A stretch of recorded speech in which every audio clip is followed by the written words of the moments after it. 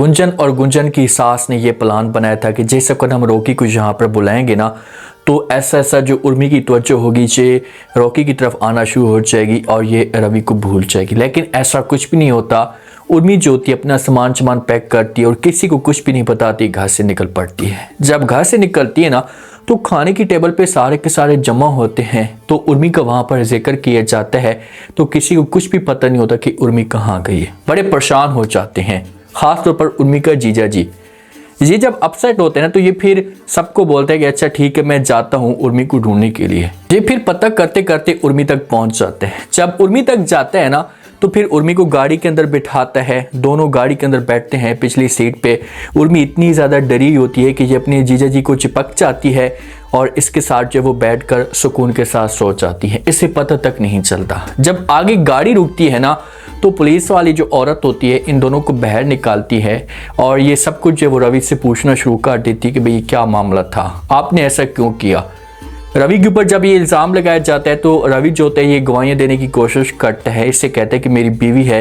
तो पुलिस वाली कहती है कि आप ऐसा करें कि अपनी बेगम को कॉल करें, उसे यहाँ पर बुलाएं। तो रवि किसी भी तरह से अपनी बेगम को राज़ी करता है और उसे यहाँ पर बुलाते हैं। जब गुंजन आती है ना तो फिर पुलिस वाली जो बातें करती है तो गुंजन को इस मामले पे बहुत ज़्यादा दुख होता है। इससे जो वो शर्मिंदगी होती है कि यार ऐसा जो रवि को नहीं करना चाहिए था।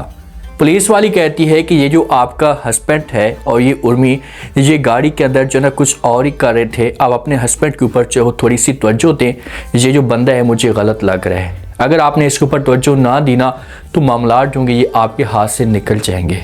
गुंजन के लिए ये जो बात होती है बहुत ज़्यादा मायने रखती है। अब गुंजन जब ये बातें सुनती है तो ये काफ़ी दुखी हो जाती है।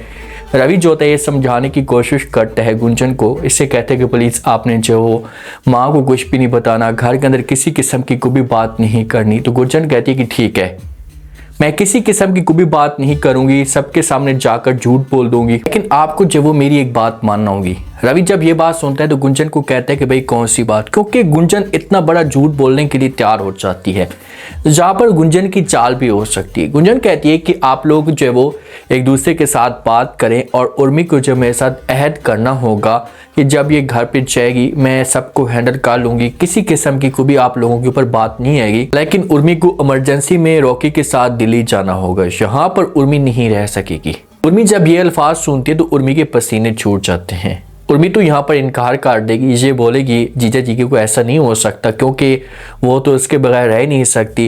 ये तो साफ अल्फाज में जो वो यहाँ पर अपनी दीदी को भी इनकार कर देगी। लेकिन मजबूरी इतनी ज़्यादा खड़ी होती है सामने कि जो रवि होगा ये गुंजन को बोलेगा कि अच्छा ठीक है यहाँ से चलते हैं, उसके बाद जो होगा वो देखा जाएगा। अब जिस वक्त घर के अंदर जाते हैं तो रवि की माँ होती है ये भाग कर रवि के पास आती है, इनसे पूछना शुरू कर देती है। उर्मी के ऊपर गुस्सा भी करती है कि भैया आपको जो ऐसा कदम नहीं उठाना चाहिए था, थोड़ा सा लिहाज तो करती, घर वाले जो वो कितने ज़्यादा परेशान हो चुके हैं। तो आगे से गुंजन जो होती है हैंडल कर लेती है, सब कुछ जो वो समझाती है, सबके सामने झूठ बोलती है कि भाई उर्मी गई थी, ठीक है रवि ने जाकर जो इसे समझाया और वापस अपने घर में लेकर आ गया। लेकिन आप लोगों की एक बहुत बड़ा सरप्राइज़ है।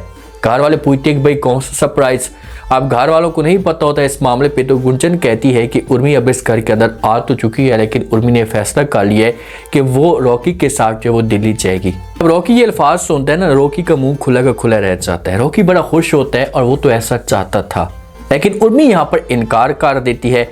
उर्मी कहती है कि मैं रॉकी के साथ दिल्ली नहीं जा सकती। अगर ये दिल्ली जाती है या यहाँ से रॉकी के साथ किसी और जगह पर भी शिफ्ट हो जाती है तो इसका जो एक प्लान होगा मुकम्मल तौर पर नाकाम हो जाएगा। इसका एक मकसद है कि मैंने जीजा जी को अपने कंट्रोल में, अपने कब्जे में करना है, और अगर इसके कब्जे में सब कुछ नहीं होता ना तो समझो कि फिर उर्मी के हाथ में कुछ भी नहीं आएगा और गुंजन की सास भी होगी ना इस मकसद में कामयाब हो जाएंगे। उर्मी के पास कोई ऑप्शन नहीं बचेगा।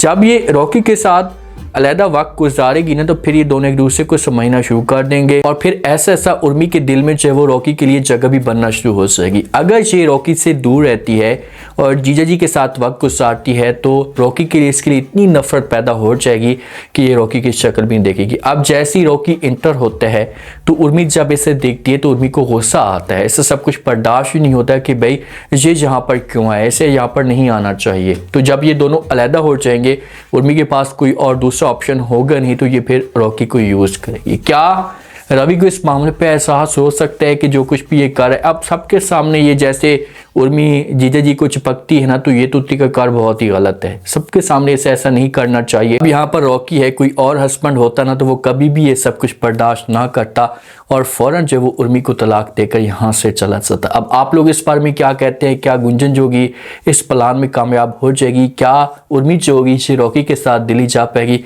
लास्ट में फीडबैक